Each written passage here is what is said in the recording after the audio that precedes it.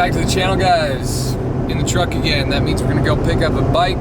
Just got off work, hauling ass across the state. Got a couple hour drive, but we'll be getting a sweet deal on this bike.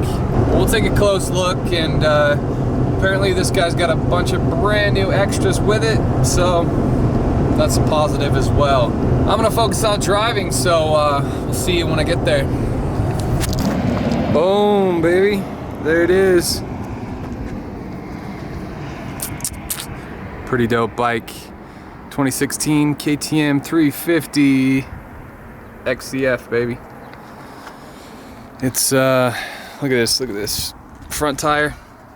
Still got the nipples on the wheel. It's seen a couple crashes is all. That's the only thing, you know. A couple cosmetic dealies.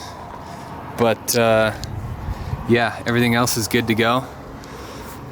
Just dirty at the moment. She's sweet, electric start, and check out all the shit that I just bought with it. This is how much shit that I got. Dude's got 2 sets of bars, skid plates, bling kits, carbon, all this maintenance stuff, all this extra maintenance stuff. There's so many other goodies in there. That's why I'm fully loaded.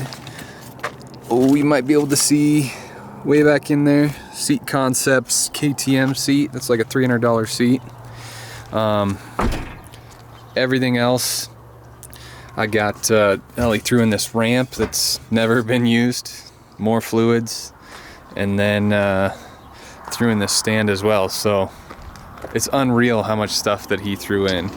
This dude said he had 5 bikes and he sold them all in the last couple weeks because he's been just putting out killer deals. Luckily I found this one.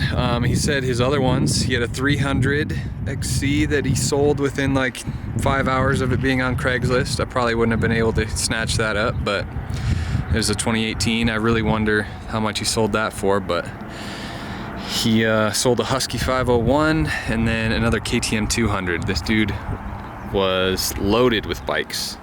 So the front end, like I said, the bars are a little tweaked on it, but we'll straighten that out. All we got to do is just loosen up the clamps up top and we'll be good to go. So that's enough of the bike. I'll probably go over all the goodies that I got back when I get home. So we'll see you then. All right, back at the house. Yeah, the old shed's kind of fully loaded at the moment. Got a little too much going on. But yeah, I wanted to try and give you a nice little view of the bike. The only thing I'm really getting is small stuff like grips, levers, and if you can tell right there, this little light, that little guy right there, got busted out. So just some simple stuff, maybe, I don't know, 60 bucks in parts. And then on top of the bike being an amazing deal, this is all the stuff that the dude threw in. Actually, we'll start over here. New ramp, didn't need it, but got another one now. We've got 2 sets of Pro Tapers.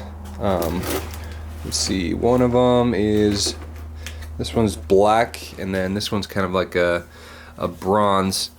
You know, 90 bucks a pop for those. Skid plate, this is the full skid plate. I don't know if that's gonna hook up to my 300, but skid plate. You get a carbon guard, and then we just got some little stuff in here like seal savers, chain lube, air filter, cleaner, lube, tool kits, oil down in there. We've got some heated grips. These are just a couple of things that he was going to be turning one of his bikes into a snow bike, and he's just offloading everything he's got. Some bar risers in there, little Zeta, yeah, is that Zeta? yeah, Zeta Racing bling kit, bunch of other goodies for all my bikes. You know, I won't be having to pay for coolant oil for a little while. And the Mac Daddy of them all, Seat Concepts seat.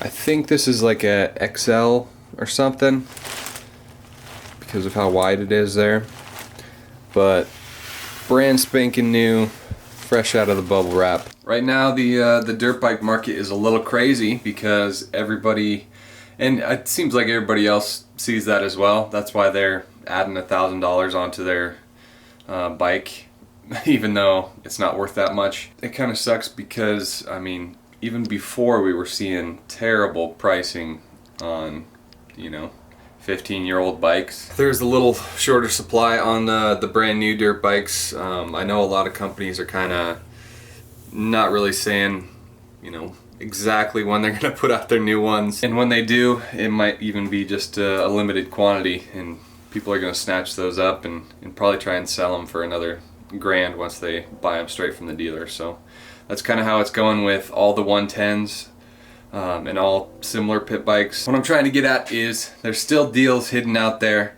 They are a lot more few and far between now. So I hope you enjoyed coming along, buying the old 350 XCF with me. Stick around, turn notifications on, like, subscribe, do all that good stuff. All the links down in the description. Check them out. Might like what you see, and if you want to buy some parts, get a little affiliate money coming my way, that'd be awesome. So check it out. Appreciate you watching. We'll see you in the next video. Peace.